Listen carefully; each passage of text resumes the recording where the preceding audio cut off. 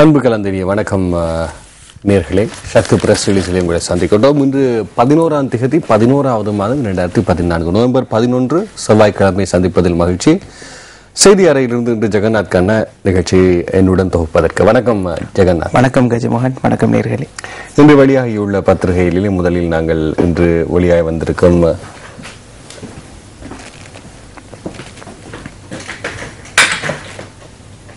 வீரகேசரி பத்திரிகையின் செய்திகளுக்கு செல்வோம். வீரகேசரியினுடைய பிரதான தலைப்பு படுகிறது.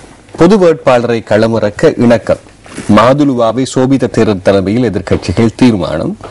நிறைவேற்று ஜனாதிபதி முறைமையை ஒழிப்பது எமது நோக்கம்.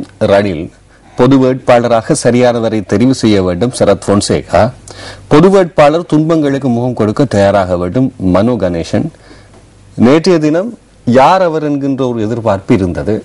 ஆனால் பொது வேட்பாளர் களமிறக்க இணக்கம் என்கின்ற ஒரு பொதுவான தலைப்பு தான் இன்றைய தினம் வந்திருக்கிறது. ஆமா, தொடர்ந்தும் இந்த எதிர்க்கட்சியின் பொது அணியில் ஒரு பொது வேட்பாளரை தெரிவு செய்வதில் இழுபறி நிலை காணப்படுகிறது. அதில் குறிப்பாக அனைத்து கட்சிகளுமே ஏற்றுக்கொள்ளக்கூடிய ஒரு பொது வேட்பாளரை இதுவரைக்கும் அவர்களால் அடையாளம் காண முடியவில்லை. நாங்கள் பார்த்தோமானால் எதிர்க்கட்சி தலைவர் ரணில் விக்ரமசிங்க, முன்னாள் ஜனாதிபதி சந்திரிகா பண்டாரநாயக்க குமாரதுங்க, அதே போன்று மாதுலுவாவை சோபித தேரர் அல்லது வேறொருவராக இருக்கலாம். இது பல்வேறு கருத்துக்கள் கூறப்பட்டாலும் இதுவரைக்கும் இறுதி தீர்மானம் இந்த பொது அணியினரால் மேற்கொள்ள முடியவில்லை. ஆனால் நேற்றைய தினம் நடைபெற்ற கொழும்பு பிட்டகோட்டையில் நடைபெற்ற ஊடகவியலாளர் சந்திப்பிலே 16 கட்சிகளைச் சேர்ந்த முக்கியஸ்தர்கள் கலந்து கொண்டிருந்தார்கள். இதில் குறிப்பாக இலங்கையில் இருக்கக்கூடிய பிரதான எதிர்க்கட்சிகளான ஐக்கிய தேசிய கட்சி, ஜனநாயக கட்சி, அதே போன்று ஜனநாயக மக்கள் முன்னணி உள்ளிட்ட பல கட்சிகளின் தலைவர்களும் அதன் முக்கிய பிரதிநிதிகளும் கலந்து கொண்டிருந்தார்கள்.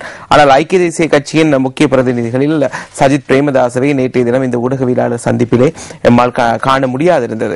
ஆகையால் இது பார்க்கும் பொழுது ஒரு புறம் இந்த கட்சிகளுக்குள்ளேயும் சில வேறுபாடுகள் இருக்குமோ இந்த பொது வேட்பாளர் நியமனத்தில். நாங்கள் கண்டிருந்தும் ஆரம்பம் முதலே ஐக்கிய தேசிய கட்சியின் நிலைப்பாடு ரணில் விக்ரமசிங்க இந்த தேர்தலில் பொது வேட்பாளராக களமிறங்க வேண்டும், பொது வேட்பாளராகவோ அல்லது ஜனாதிபதி வேட்பாளராகவோ களமிறங்க வேண்டியது ரணில் விக்ரமசிங்க என்பது அந்த கட்சியின் சம்மேளன கூட்டத்தின் போது தீர்மானிக்கப்பட்டது. இதனை தொடர்ச்சியாகவே சஜித் பிரேமதாச வலியுறுத்தி வருகின்றார். நேற்று முன்தினம் கூட ஒரு மக்கள் சந்திப்பில் அவர் உரையாற்றும் போது ரணில் விக்ரமசிங்க தேர்தலில் போட்டியிடாவிட்டால் தாம் அந்த இடத்தை பெற்று தாம் போட்டியிடுவதற்கு தயாராக இருப்பதாக, அதாவது ஐக்கிய தேசிய கட்சியை பிரதிநிதித்துவப்படுத்தி இந்த தேர்தலில் குதிப்பதற்கு தயாராக இருப்பதாக கூறியிருந்தார்.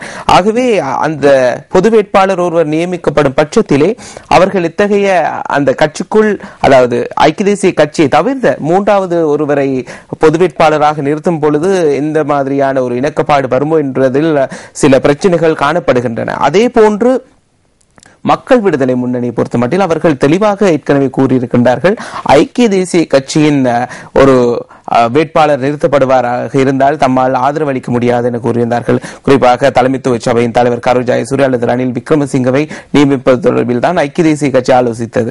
ஆகவே இவர்கள் நிறுத்தப்பட்டால் மக்கள் விடுதலை முன்னணி அவர்களுக்கு ஆதரவு அளிக்கும் சாத்தியம் குறைவாகவே காணப்படுகிறது. ஆகவே இந்த பொது வேட்பாளர் விடயத்தில் எதிரணியில் ஒரு குழப்ப நிலை நீடித்து வருகிறது.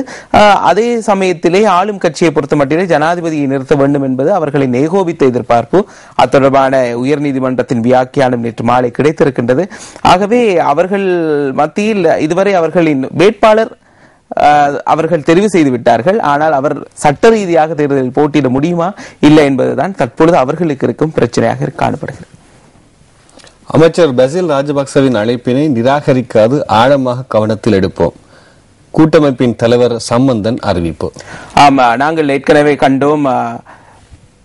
பொருளாதார அபிவிருத்தி அமைச்சரும் ஸ்ரீலங்கா சுதந்திர கட்சியின் தேசிய அமைப்பாளருமான அமைச்சர் பசில் ராஜபக்ச ஒரு கருத்தினை முன்வைத்திருந்தார். ஜனாதிபதி மஹிந்த ராஜபக்ச ஆட்சிக்கு வந்தது முதல் இதுவரை காலமே தமிழ் தேசிய கூட்டமைப்பு ஜனாதிபதிக்கு ஒத்துழைப்பு வழங்கும் வகையில் எந்த ஒரு செயற்பாட்டினையும் மேற்கொள்ளவில்லை. ஆகவே ஒரு வடக்கு கிழக்கில் வாழும் தமிழ் மக்களுக்கு ஒரு அரசியல் ரீதியான தீர்வினை அடைவதற்கு ஒரு நல்லிணக்க சமிக்ஞையாக இம்முறை தேர்தலில் கூட்டமைப்பு ஜனாதிபதிக்கு ஆதரவை வழங்க வேண்டும் என்ற கோரிக்கை அவர் முன்வைத்தார். தமிழ் தேசிய கூட்டமைப்பும் உடனடியாக இந்த கோரிக்கையை நிராகரிக்கவில்லை. கூட்டமைப்பின் தலைவர் சம்பந்தன் வீரகேசரிக்கு இந்த கருத்துக்களை கூறியிருக்கின்றார். அதாவது தேர்தல் இதுவரை அறிவிக்கப்படவில்லை. ஆகவே தேர்தல் அறிவிக்கப்படும் வரை இந்த வேண்டுகோள் தொடர்பாக உன்னிப்பாக ஆராய்ந்து ஒரு முடிவை எடுப்பதாக கூறியிருக்கின்றார். அவர்கள் இந்த விடயத்தில் அவசரப்பட்டு தீர்மானங்கள் எடுப்பதாக காண முடியவில்லை. நாங்கள் கண்டும் நேற்றைய தினம் இந்த எதிரணியின் ஊடகவியலாளர் சந்திப்பில் கூட தமிழ் தேசிய கூட்டமைப்பின் முக்கியஸ்தர்கள் கலந்து கொண்டிருக்கவில்லை. அதே போன்று அது தொடர்பாகவும் அங்கும் கேள்விகள் எல்லாம் எழுப்பப்பட்டிருந்தன. ஆகவே தமிழ் தேசிய கூட்டமைப்பை பொறுத்த மட்டிலே இந்த தற்போது இந்த தேர்தல் இந்த சந்தர்ப்பத்தை தமக்கு சாதகமாக, அதாவது தமிழ் மக்களுக்கு வடக்கிலே கிழக்கிலே தமிழ் மக்கள் எதிர்நோக்கும் பிரச்சனைகளுக்கு தீர்ப்பு காண்பதற்கான ஒரு சந்தர்ப்பமாக பயன்படுத்திக் கொள்வதற்கான அவர்களின் எதிர்பார்ப்பு நாங்கள் கண்டோம். தற்பொழுது வடமாகாண முதல்வர் சென்னையில் இருக்கின்றார். அங்கு நடைபெற்ற ஒரு மாநாட்டிலே அவர் நேற்று முன்தினம் கருத்துக்களை கூறும் பொழுது, இம்முறை தேர்தலின் போது அதாவது ஏற்கனவே வடக்கு கிழக்கை சேர்ந்த பல இளைஞர் யுவதிகள் பல்வேறு குற்றச்சாட்டுகளின் அடிப்படையிலே தடுத்து வைக்கப்பட்டிருக்கிறார்கள். இவர்களின் விடுதலைக்கு இதனை ஒரு சந்தர்ப்பமாக பயன்படுத்திக் கொள்வதற்கு, அதாவது இந்த யோசனையை முன்வைப்பதற்கு தாம் ஆதரவளித்தால் இவர்களுக்கான ஒரு கோரிக்கை பட்டியலிலே இந்த விடயத்தை உள்ளடக்கி தாம் அதனை வழங்கப் போவதாக கூறியிருக்கின்றார்கள். அதே போன்று தமிழ் தேசிய கூட்டமைப்பை பொறுத்தமட்டிலே இம்முறை இனவாதத்தை தூண்டுவிக்கும் வகையிலான செயற்பாடுகளுக்கு தேர்தலில் இடமளிக்கப் போவதில்லை. அதனை அடிப்படையாக கொண்டுதான் தீர்மானங்களை எடுக்கப் போவதாக அவர்களும் கூறியிருக்கின்றார்கள். ஆகவே தேர்தல் அதாவது ஜனவரி மாதம் முற்பகுதியில் நடைபெறலாம் என்பதுதான் பலரதும் எதிர்பார்ப்பாக இருக்கின்றது. ஆகவே அரசியல் களமும் படிப்படியாக சூடுபிடிக்க ஆரம்பித்திருக்கின்றது. பொது எதிரணியின் நிகழ்ச்சி நிரலுக்கு சகல விதத்திலும் ஆதரவளிக்க தயார். எதிர்க்கட்சிகளின் ஒன்று கூடலுக்கான வாழ்த்துச் செய்தியில் சந்திரிகா. ஆமா, நேற்றைய தினம் இந்த பொது எதிரணியின் ஊடகவியலாளர் சந்திப்பிலே முன்னாள் ஜனாதிபதி கலந்து கொண்டிருக்கவில்லை. ஆனால் அவர் ஒரு விசேட செய்தியை அங்கு அனுப்பி வைத்திருந்தார். அது அந்த ஊடகவியலாளர் சந்திப்பிலே வாசிக்கப்பட்டது. தற்போதைய இந்த நிறைவேற்று அதிகாரம் கொண்ட ஜனாதிபதி முறைமையால் நாட்டுக்கு பல விபரீதமான வினைகளை எதிர்நோக்க நேரிட்டுள்ளதாக அவர் கூறியிருக்கின்றார். ஆகவே இந்த நிறைவேற்று அதிகாரம் கொண்ட ஜனாதிபதி முறைமை ஒழிக்கப்பட வேண்டியது காலத்தின் கட்டாயம் என்பதை அவர் சுட்டிக்காட்டி, அதே போன்று இந்த எதிரணியின் செயற்பாடுகளுக்கு ஆதரவு அளிப்பதாக கூறியிருந்தார். நாங்கள் ஒரு விடயத்தை பார்க்கும் பொழுது முன்னாள் ஜனாதிபதி கூட இந்த நிறைவேற்று அதிகாரம் கொண்டு ஜனாதிபதி முறைமையை ஒழித்து நாட்டில் இந்த அதிகார பரவலாக்கல் தொடர்பான கருத்துக்களை முன்வைத்திருந்தார். ஆனால் அவராலும் அதனை செயற்படுத்த முடியவில்லை. அதே போன்று தற்போதைய ஜனாதிபதி கூட ஆட்சிக்கு வரும் பொழுது நிறைவேற்று அதிகாரம் கொண்ட ஜனாதிபதி முறைமையை ஒழிப்பதாக கூறினார். முதலாவது தவணை நிறைவடைந்து தற்பொழுது இரண்டாம் தவணையிலும் 4 வருடங்கள் பூர்த்தியாகின்றன. அவரும் இதனை ஒழிப்பதற்கான முயற்சிகளை மேற்கொள்ளவில்லை. தற்பொழுது முன்னாள் ஜனாதிபதி இந்த நிறைவேற்று அதிகாரம் கொண்ட ஜனாதிபதி முறைமை ஒழிக்கப்பட வேண்டும் என கூறுகின்றார். அதே போன்று நாளைய தினம் கொழும்பிலே ஒரு பிரம்மாண்டமான மக்கள் சந்திப்புக்கு அத்துரலி ரத்ன தேரர் ஜாதிக ஹெலோருமேவின் இணைத் தலைவர் ஏற்பாடு செய்திருக்கின்றார் கொழும்பு முத்தையா மைதானத்திலே. இதில் இந்த எதிரணியின் அனைத்து கட்சிகளிலும் முக்கியஸ்தர்கள் கலந்து கொள்வார்கள் என்ற விடயத்தையும் அவர் கூறியிருக்கின்றார்.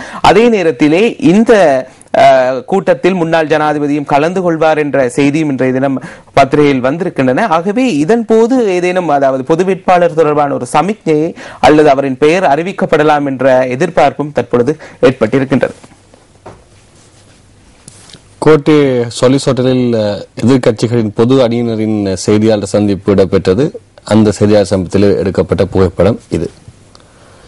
மங்கள சமரவீர மீண்டும் வந்தால் எனது அமைச்சர் வழங்க தயார். இப்படி சொல்லியிருப்பவர் சிவில் மற்றும் விமான சேவைகள் அமைச்சர் பிரியங்கர ஜெயரத்ன. ஆமா, தற்போது அதிக அளவில் பேசப்படும் மற்றொரு விடயம் தான் இந்த கட்சி தாவல் என்பது.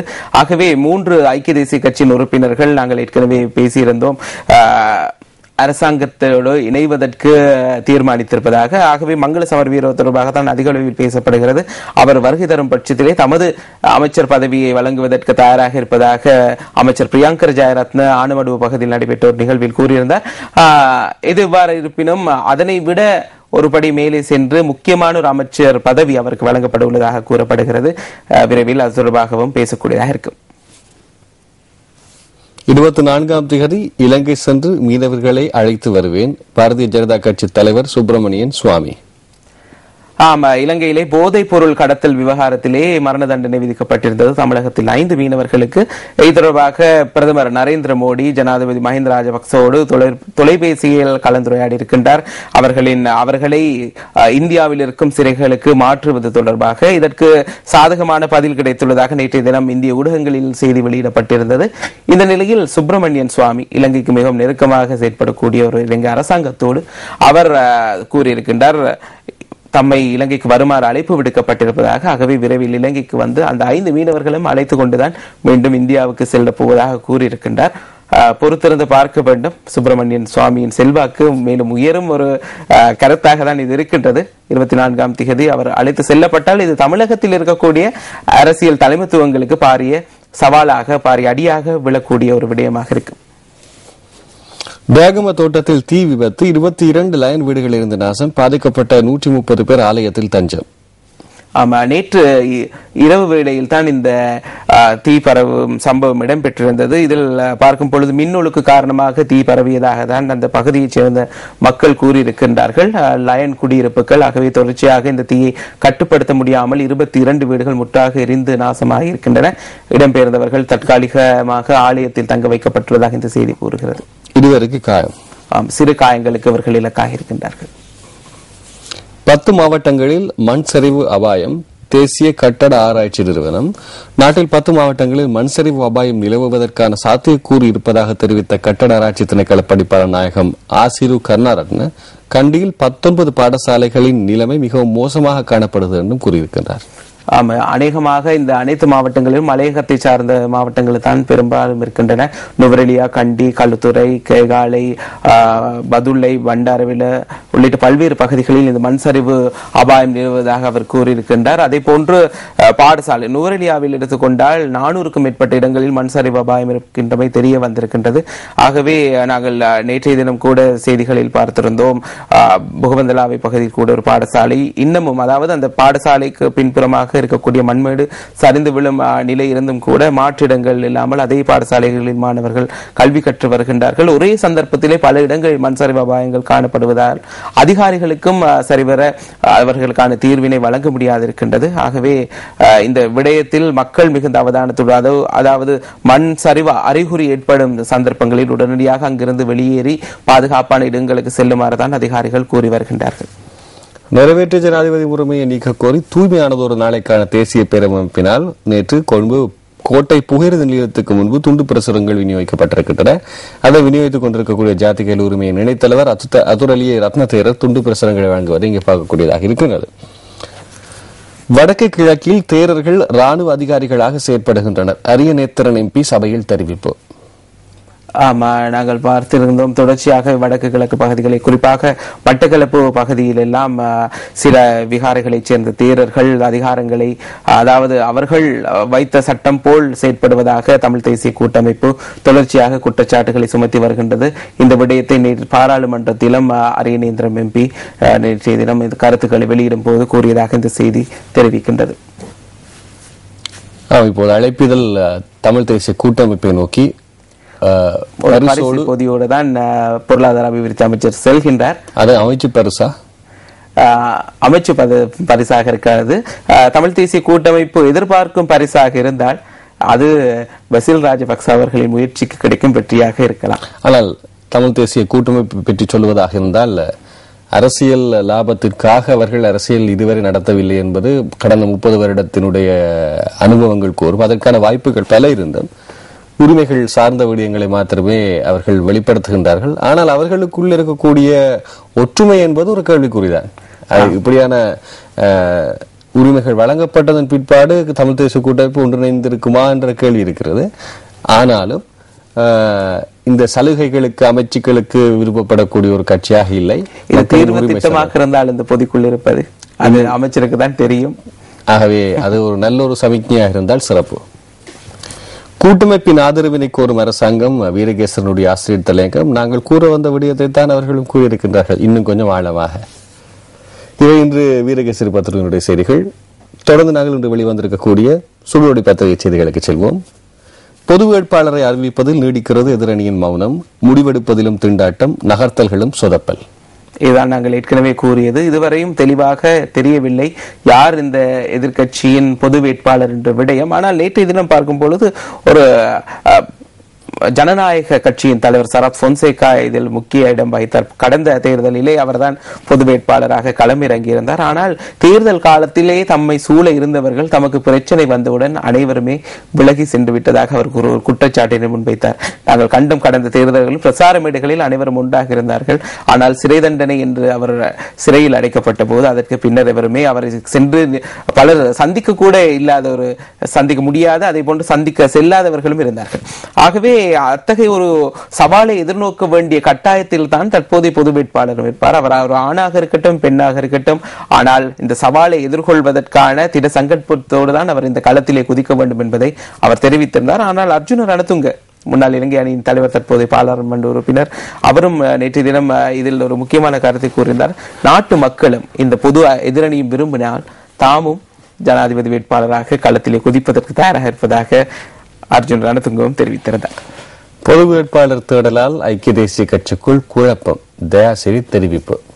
இதுதான் ஏற்கனவே நாங்கள் கூறியதை போன்று பொது வேட்பாளர் விவகாரம். அதாவது யானை சின்னத்திலே தான் தேர்தலில் போட்டியிட வேண்டும் என்பது அந்த கட்சியின் சம்மேளனத்திலே தீர்மானிக்கப்பட்ட விடயம். ஆகவே பொது வேட்பாளர் என்று வரும்பொழுது யானை சின்னத்திலே போட்டியிட முடியுமா என்ற ஒரு சிக்கல் நிலையும் இருக்கின்றது. ஆகவே அந்த கட்சிக்குள் இருக்கும் முக்கியஸ்தர்கள், அதாவது ரணில் விக்ரமசிங்கக்கு எதிரான கருத்துக்களை கொண்டவர்களும் அந்த கட்சிக்குள் இருக்கின்றார்கள். ஆகவே ஒரு குழப்ப நிலை ஏற்படும் என்பதை தான் தயாசிரி ஜெயசேகரம் சுட்டிக்காட்டுகிறார். பொது வேட்பாளர்களுக்கு பகிரங்கமாக எச்சரிக்கை விடுத்தார் பொன்சேகா. தூக்குமடைக்கு செல்வதற்கு சமன் என்றும் தெரிவிப்பு. பொது வேட்பாளர் யார் நாளை தெரிய வரும், அத்துர் அலிய தேரர் கூறுகிறார். நாளை நடைபெறும் அந்த கூட்டத்தை தான் அனைவரும் எதிர்பார்த்திருக்கின்றார்கள். பார்ப்போம், நாளையாவது இந்த கேள்விக்கு ஒரு முற்றுப்புள்ளி கிடைக்கும் என்று. அவர் ஏற்பாடு செய்கிற கூட்டத்துக்கு மக்களை அளிப்பதற்கான ஒரு முயற்சியோ? ஆமா, அது 16 கட்சிகள் இருக்கின்றன. ஆனால் ஒரு சில கட்சிகளை பார்க்கும் பொழுது கஜமோகன், நான் இன்று காலை பத்திரையும் பார்த்தேன், 16 கட்சிகளில் ஒரு சில கட்சிகள் அந்த தேர்தல் அந்த முடிவுகள் வரும் பொழுது 1, 2 என அந்த வாக்கு எண்ணிக்கை காணப்படுகின்ற சிறு சிறு கட்சிகளும் இருக்கின்றன. எந்த அளவுக்கு பலம் பொருந்திய எதிரணியோ என்ற இதுவும் இருக்கின்றது, பொறுத்திருந்து பார்க்கலாம். ராணுவத்துக்கு எதிராக உள்ளக விசாரணை விரைவில் ஆரம்பம்.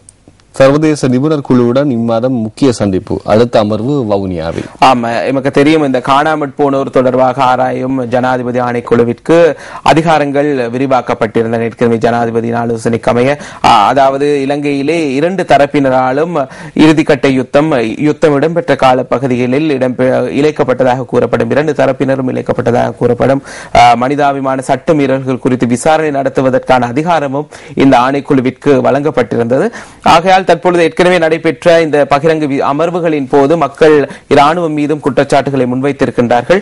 இது தொடர்பான விசாரணைகளை விரைவில் ஆரம்பித்துள்ளதாக ஆணைக்குழு தெரிவித்திருக்கின்றது. அதே போன்று அதற்கு முன்னதாக ஏற்கனவே ஜனாதிபதி நியமித்திருக்கின்றார் 5 கொண்ட சர்வதேச நிபுணர் குழு ஒன்று.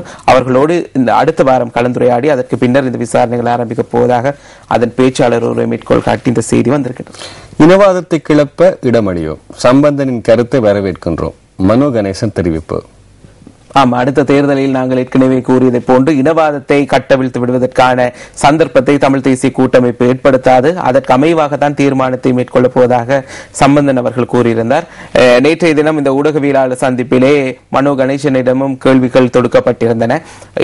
அதாவது தமிழ் தேசிய கூட்டமைப்பு இத்தகைய நிலைப்பாட்டினை எடுக்கப் போகின்றது என்ற விடயம் தொடர்பாக அவர் அங்கு கூறியிருந்தார். இதுவரையும் தாம் அறிந்த வரையிலே தமிழ் தேசிய கூட்டமைப்பு தேர்தல் தொடர்பாக எந்த ஒரு தீர்மானத்தை மேற்கொள்ளவில்லை.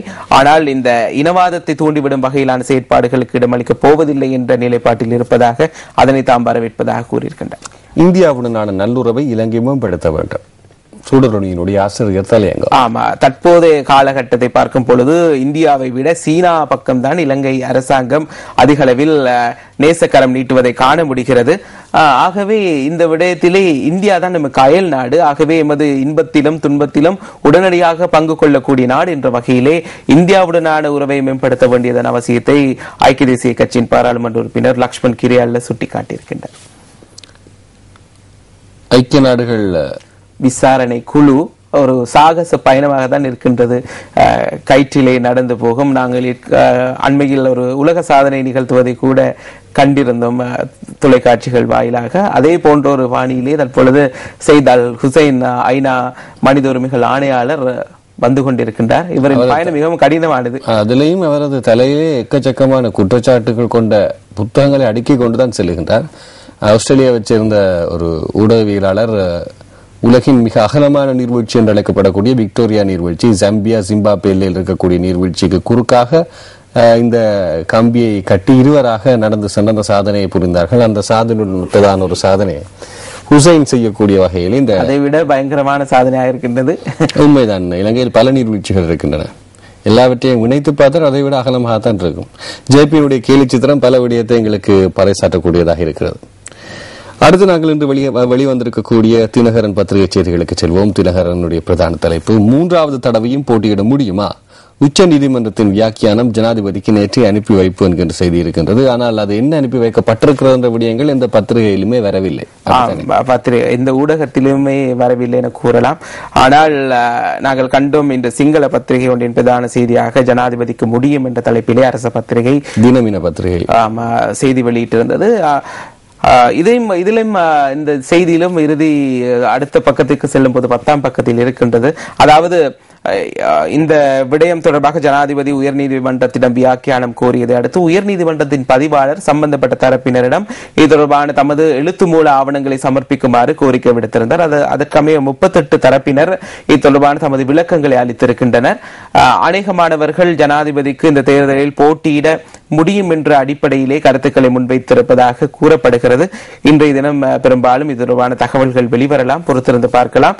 உயர்நீதிமன்ற பிரதம நீதியரசர் மொஹான் பீரிஸ் தலைமையிலே இந்த விசாரணைகள் நடத்தப்பட்டிருந்தன. உயர்நீதிமன்ற நீதியரசர்கள் 10 பேர் கொண்ட குழுவினர் இதை நடத்தியிருந்தார்கள். நாங்கள் தேர்தல் காலத்திலே தேர்தல் வேட்புமனு தாக்கல் செய்யப்பட்டு அதற்கு பின்னர் ஆட்சேபனை வெளியிடப்பட்டால் கூட மீண்டும் உயர்நீதிமன்றத்தை நாட வேண்டிய நிலை ஏற்படும். அதன் போதும் இவர்கள், அதாவது இந்த உயர்நீதிமன்ற நீதியரசர்கள் தான் அது குறித்தும் விசாரணைகளை நடாத்த வேண்டும். ஆகவே அவர்கள் தற்பொழுது வழங்க இருக்கின்ற இந்த வியாக்கியானம் மிக முக்கியத்துவம் வாய்ந்ததாக இருக்கும். ஒருவர், அதாவது உயர்நீதிமன்ற நீதியரசர்கள் மிக ஆழமாக ஆராய்ந்துதான் இந்த வியாக்கியானத்தை வழங்கியிருப்பார்கள். ஆகவே எதிர்காலத்திலே அத்தகைய ஒரு ஆட்சேபனை வெளியிடுவதற்கான தேவை ஏற்பட்டால் அது எவ்வளவு தூரத்திற்கு சாத்தியப்படும், வெற்றி அளிக்கும் என்பதில் சந்தேகம் இருக்கின்றது. ஆகவேதான் ஐக்கிய தேசிய கட்சியின் சட்டத்தரணிகள் இந்த விடயத்திலே தமது பங்களிப்பை வழங்காதிருப்பதற்கு ஏற்கனவே தீர்மானித்திருந்தார்கள். உங்களுக்கு முதலே தெரியாதா இந்த முடிவுதான் வரும் என்று? எமக்கு தெரியாது. காரணம், இது சில எதிரணியில் இருக்கக்கூடிய அரசியல் கட்சிகள் கூறியிருந்தார்கள். ஜனாதிபதியின் கடிதத்திலே ஒரு புறம் இதற்கான வியாக்கியானத்தை தருமாறும் கூறி பின்னர் போட்டியிட முடியும் என கூறுமாறு அவர் அறிவுறுத்தல் விடுத்திருப்பார் என்ற கருத்துக்களை முன்வைத்திருந்தார்கள்.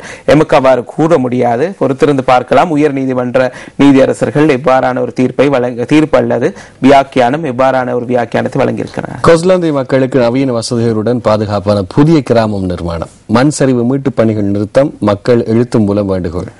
ஏற்கனவே மக்கள், அதாவது மீரவெத்த தோட்டத்தைச் சேர்ந்த மக்கள் விடுத்த எழுத்து மூல வேண்டுகோளுக்கு அமைய அந்த மீட்பு பணிகள் எல்லாமே நேற்றைய தினத்தோடு நிறுத்தப்பட்டது.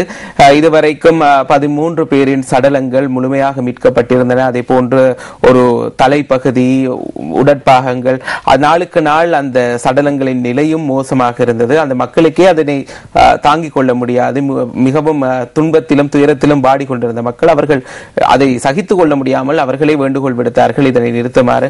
மீட்கப்பட்டாலும் அந்த சடலங்கள் மீண்டும் புதைக்கத்தான் பட போகின்றன. ஆகவே அதனை அவ்வாறு அந்த பணிகளை நிறுத்தி அங்கு ஒரு நினைவு தூபியை அமைத்து தருமாறு அங்கிருந்து வரக்கூடிய மக்களுடைய கருத்து, அதாவது இந்த மீட்பு பணியினுடைய தாமதத்தால் தான் தாங்கள் அப்படியான ஒரு முடிவு எடுக்க வேண்டி வந்தாங்க. ஆமா, மீட்பு பணி தாமதம் அடைந்தது. ஆரம்பத்திலே மக்கள் கேட்டிருந்தார்கள் தம்மை இணைத்துக் கொண்டு இந்த மீட்பு பணிகளை மேற்கொள்ளுமாறு. ஆனால் அந்த பகுதியில் எமக்கு தெரியும் 2 நாட்களுக்கு பின்னர் மீண்டும் அங்கு மண்சரிவு ஏற்படுவதற்கான அபாயம் இருப்பதாக தேசிய கட்டட ஆய்வு நிலையம், இதைவிட மிகப்பெரிய மண் சரிவுகளை பல நாடுகளிலே இதைவிட துரிதமாக 2-3 நாட்களிலே சடலங்களை பெற்றுக்கொண்ட சம்பவங்கள் ஆயிரக்கணக்கில் இருக்கின்றன. இருக்கின்றன. ஆனால் இலங்கையில் இருக்கக்கூடிய தொழில்நுட்பங்களும் இலங்கையில் தொழில்நுட்பம் இருந்தும் சரியான முறையில் அது கையாளப்படவில்லை என்ற குற்றச்சாட்டு இருக்கு.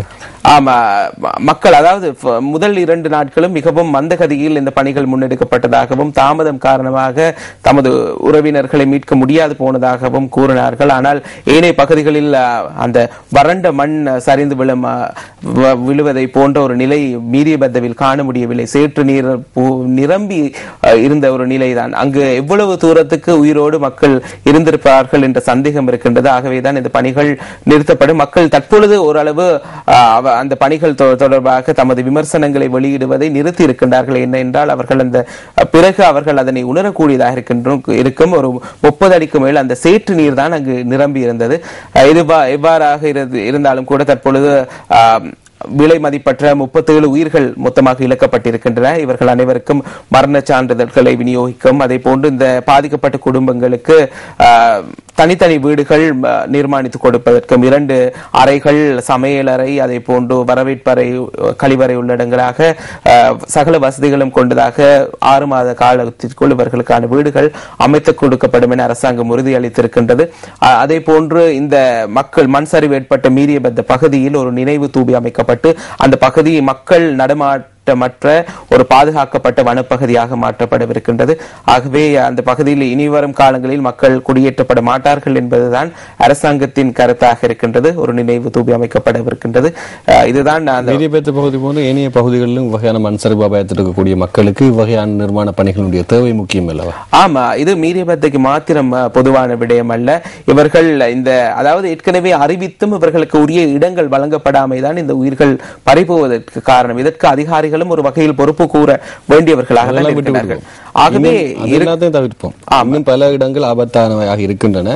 அவர்களுக்கு இவ்வகையான நிர்மாண பணிகள் இவர்களுக்கான அபாயம் வரும் முன் காக்க வேண்டியது அதிகாரிகளின் கடமை. ஆகவே இந்த வீடமைப்பு திட்டத்தை மீரியபத்தவிற்கு மாத்திரம் மட்டுப்படுத்தப்படாமல் மண் சரிவு நிலவும் அனைத்து பகுதிகளுக்கும் விரிவுபடுத்தப்பட வேண்டியது காலத்தின் கட்டாயமாகும். இதுவரை 13 சடலங்கள், உடற்பாகங்கள் மீட்பு, 27 பேரையே காணவில்லை. நான் மீண்டும் மீண்டும் சொல்கிறேன், என்று தினகரன் பத்திரிகை தொடர்ந்து ஏதோ மீரியபத்த மண் சரிவில் புதையுண்ட மக்கள் ஏதோ உயிரற்றவர்களோடு தான், உயிரற்ற முறையிலே தான் வாழ்ந்தவர்கள் இழந்து விட்ட மாதிரி தான் போடுகிறார்கள். தயவு செய்து தவிர்த்து விடுங்கள். இதுவரை 13 சடலங்கள், உடற்பாகங்கள் மீட்பு, 24 பேரை காணவில்லை என்று போடுவோம். ஏனென்றால் ஒவ்வொரு உயிருக்கும் மதிப்பு அதிகம். அதை விட்டுக் கொடுப்பது நாங்கள் தயாரில்லை. 24 நாங்கள் கண்டோம். வேறு நாடுகளில் ஒருவர் விபத்தில் உயிரிழந்தால் கூட அமைச்சர் பதவி விலகுகின்றார். 24 பேரையே குறைத்து மதிப்பிடும். அது ஆரம்பம் முதலே அப்படித்தான் இருந்தது. அப்படி என்றால் ஏதோ ஒரு திட்டமிட்ட நிலையில் இந்த குறைந்து கொண்டிருக்கின்றது என்று காட்டுவதிலே ஒரு விடயத்தை முன்வைக்க போறார். அதை மையப்படுத்தியதாக பேசுகிறார்கள். இதே அதாவது இன்று இந்த மீரியபத்தில் இடம்பெற்ற சம்பவம் நாட்டில் வேறு ஏதேனும் ஒரு பகுதியில் இடம்பெற்றிருந்தால் இந்த செய்திக்கு எவ்வளவான முக்கியத்துவம் வழங்கப்பட்டிருக்கும், இத்தகைய சூழல் ஏற்பட்டிருக்கும் என்பதை நினைத்து கூட பார்க்க முடியாது. ஆனால் பெருந்தோட்டத்துறை அசோக்குமார் என்கின்ற ஒரு செய்தியாளர் தான் இதை பதிவு செய்திருக்கின்றார். கவலைக்கிடமாக இருக்கிறது உங்கள் பெயரை நாங்கள் சொல்வதற்கு காரணம், உங்கள் உறவுகளோடு ஒத்தவர்களினுடைய உயிர், உங்கள் வீட்டில் ஒரு உயிர் உங்களை தாண்டி சென்றிருந்தால் அதற்கு இருக்கக்கூடிய பெருமதியையும் வரியையும் கொஞ்சம் உணர்ந்தீர்கள் என்றால், இந்த செய்தியாளர் இந்த தலைப்பை இட்டாரோ அல்லது செய்தி ஆசிரியர் இட்டாரோ நமக்கு தெரியவில்லை. எது இவ்வாறாக இருந்தாலும் அந்த குறைத்து மதிப்பிடுவதை தவிர்த்துக் கொண்டால் நல்லது. ஆரம்பம் முதலே இதே தான் நாங்கள் கண்டு கொண்டிருக்கின்றோம். அரசாங்கத்தின் அமைச்சர்கள் செய்து வந்ததை தற்பொழுது பத்திரிகையாளர்களும் செய்கின்றார்கள்.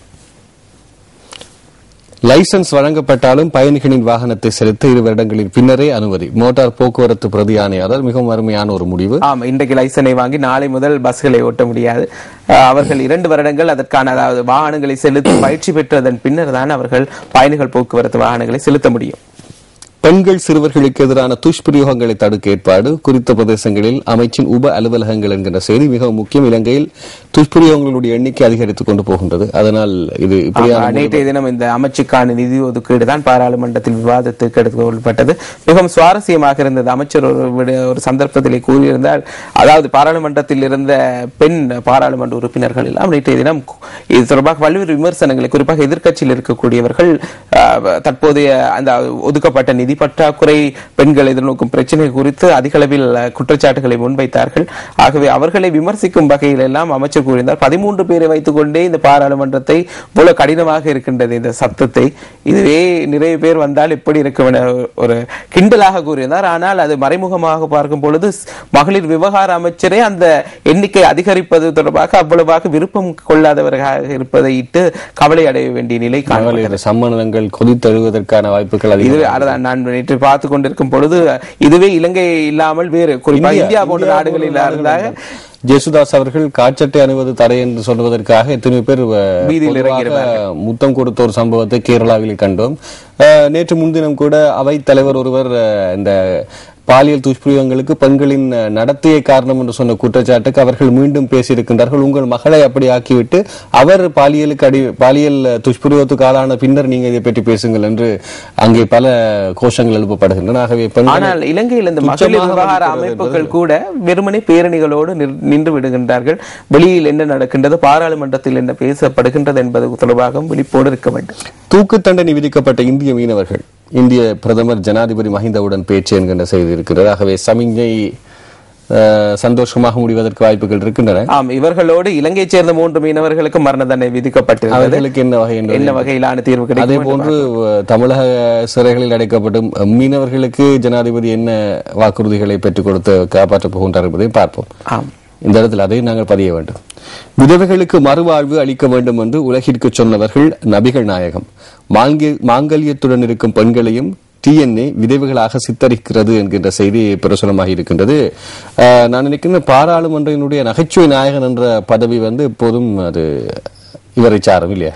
ஆமா, அதாவது ஒரு விவாதங்கள் களை கட்டுவதற்கு வெறும் ஒரு காரணமாக இருப்பார். அடிக்கடி பாராளுமன்றத்தில் குழப்பம், கூச்சல் என்ற சொற்பதங்கள் வரும் பொழுதெல்லாம் அங்கே அஸ்வர் அவர்களும் இருப்பார். அதே போன்று மேலும் சிலரும் இருக்கின்றார்கள். நேற்றைய தினம் இந்த விவாதத்திலே அஸ்வர் எம்பி அவர்களும் கலந்து கொண்டு கூறும் பொழுதுதான் இந்த கருத்துக்களை முன்வைத்திருக்கின்றார். தமிழ் தேசிய கூட்டமைப்பு இளம் விதவைகள் குறிப்பாக வடக்கு கிழக்கிலே சுமார் 1 லட்சம் பேர் வரை இருப்பதாக கூறுகின்றார்கள். அதை தான் அவர் விமர்சித்திருக்கின்றார். சவப்பட்டி கடைக்காரன் நிலைப்பாட்டில் பிழைப்பை தக்க வதைக்கதே டிஎன்ஏயின் அரசியல் என்கின்ற செய்தி இருக்கின்றது. இது டாக்டர் தேவானந்த் அவர்களுடைய கருத்து.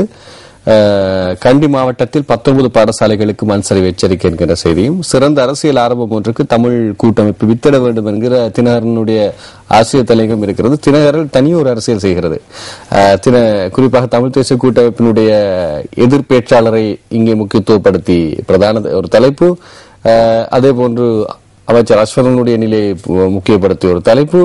ஆனால் ஆசிரியர் தலையங்கம் இவற்றை நீங்கள் கருத்தில் கொண்டு தேர்தலின் போது புரிந்துணர்வுடன் செயற்பட வேண்டும் என்கின்ற ஒரு அறிவுரை. ஆகவே ஒரு திட்டமிடப்பட்ட ஒரு அரசியல் சாணக்கிய தலைப்புகளோ என்கின்ற கேள்வி நம்மிடம் இயல்பாகவே எழுகிறது. ஆனால் ஒரு விடயம், இவர்கள் கேட்கும் இந்த விடயத்தை நேர்முகமாக தமிழ் தேசிய கூடு சிந்தித்தால் இதன் பின்னர் நான் நினைக்கிறேன் இவர்களுக்கான தலைப்புகள் இந்த பத்திரிகையில் இல்லாமல் போய்விடும். அதுவும் சரி. அடுத்த தலைப்புகளை நாங்கள் பார்க்கலாம். இன்று வெளிவந்திருக்கக்கூடிய தினக்குரல் பத்திரிகையினுடைய தலைப்பு, தீர்வுக்கு மோடி அரசு உதவ முடியும், சென்னையில் விக்னேஸ்வரன் தெரிவிப்பு. எதிர்க்கட்சிகளின் பொது முன்னணி பணிகளை ஆரம்பித்தது.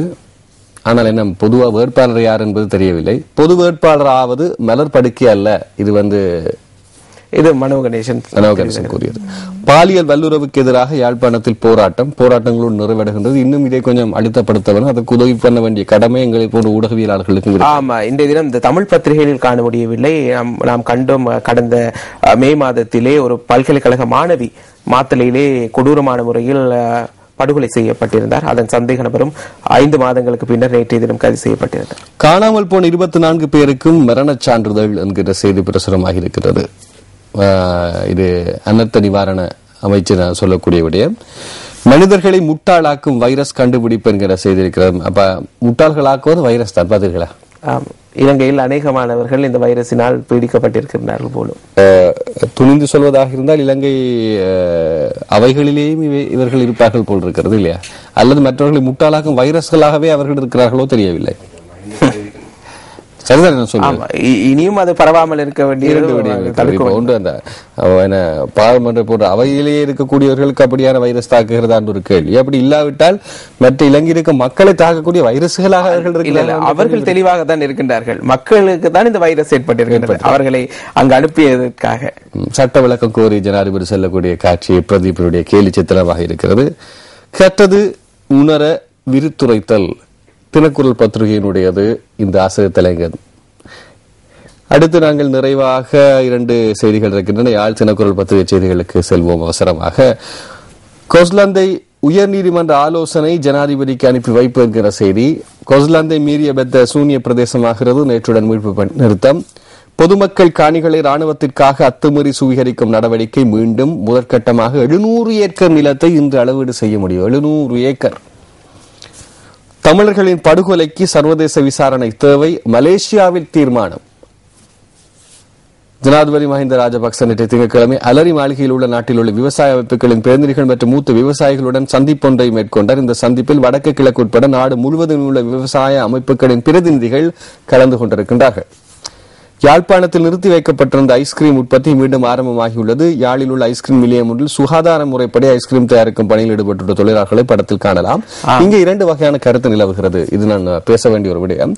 ஒரு தரப்பு கூறுகிறது இது அரசியல் ரீதியாக குறிப்பாக ஐஸ்கிரீம் மேலோங்கி இருக்கக்கூடிய யாழ்ப்பாணத்திலே தடுக்கக்கூடிய அந்த விற்பனையை தடுக்கக்கூடிய வியாபார உள்ளூர் உற்பத்தியாளர்களை தடுக்கக்கூடிய ஒரு சதி என்று.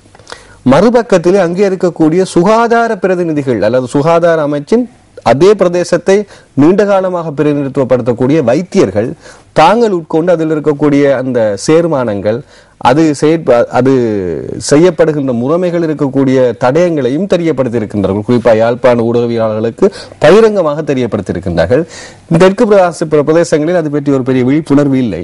ஆனால் இப்போது அவர்கள் மீண்டும் சுகாதார முறையும் அதே நேரத்தில் அதை சேர்ந்து கொள்ளக்கூடிய சுக்ரீன் போன்ற பதார்த்தங்களினுடைய அளவீடுகளையும் சராசரியாக கணிப்பிட்டு செயற்படுத்துகிறார்கள். அது எவ்வாறாக இருப்பினும் நுகர்வோருக்கு தீங்கில்லாமல் அதே நேரம் வியாபாரிகளும் லாபம் பெற வேண்டிய தேவை யாழ்ப்பாணத்தை பொறுத்தவரை ஐஸ்கிரீம் இருக்கிறது. ஏனென்றால் ஐஸ்கிரீம் என்பது யாழ்ப்பாணத்தின் ஒரு இதய வர்த்தக அடையாளமாக கூட சொல்லலாம். ஐஸ்கிரீம் சாப்பிடுவதற்காகவே யாழ்ப்பாணத்தில் அதை விட்டு கொடுக்க முடியாது.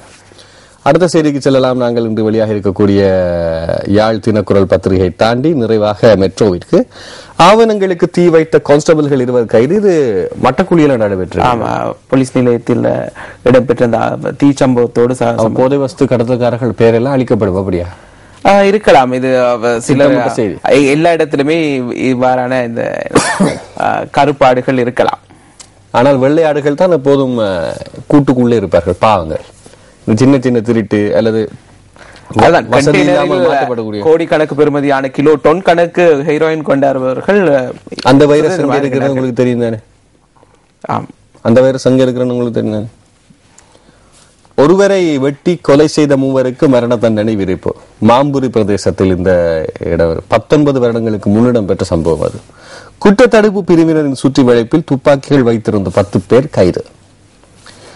வடக்கில் பெண்களுக்கு எதிராக இடம்பெற வன்முறைகளுக்கு எதிராக கவனஈர்ப்பு போர்ப்பாட்ட யாழ் வேம்படி சந்தையில் நேற்று மேற்கொள்ளப்பட்டது. யாழ்ப்பாணத்திலே தொடர்ச்சியாக பெண்களுக்கு எதிராக நடைபெறக்கூடிய வன் செயல்கள், இதிலும் குறிப்பாக இந்த போருக்கு பின்னரான சூழல் தொடர்ந்து நடைபெற்றுக் கொண்டிருக்கின்றது. இது பற்றி காட்டக்கூடிய கரிசனை எங்கே என்று எனக்கு தெரியவில்லை. ஆனால் ஒரு விடயம், எப்போது ஆண்மைக்குள் பெண்மைகள் அதிகம் வருகிறதோ அப்போதுதான் உலகம் தூய்மை பெறும். இது என்னுடைய ஒரு தாழ்வான ஒரு கோரிக்கை. என்றால் ஒரு பெண் குழந்தைக்கு தந்தையாகும் போது அந்த பெண்மையினுடைய புனிதம் நிச்சயம் ஒருவருக்கு தெரிய வேண்டும். ஆகவே அதை அடிப்படையாக வைத்துக் கூறுகிறேன். ஒரு ஆணுக்குள்ளே இருக்கக்கூடிய பெண்மையினுடைய வளர்ச்சி, விட்டு கொடுத்தல், அன்பை செலுத்துதல், மன்னிக்க பழகுதல், மன்னிப்பு கேட்க பழகுதல் போன்ற இவ்வகையான எண்ணங்கள் தான் எப்போதும் ஒரு சுமூகமான ஒரு நடுநிலைமையான ஒரு சமுதாயத்தை உருவாவதற்கு முனையும். இதை ஒரு தண்டனை கொடுத்து கட்டுப்படுத்தி செய்வது என்பது மிகவும் கடினமான காரியம்.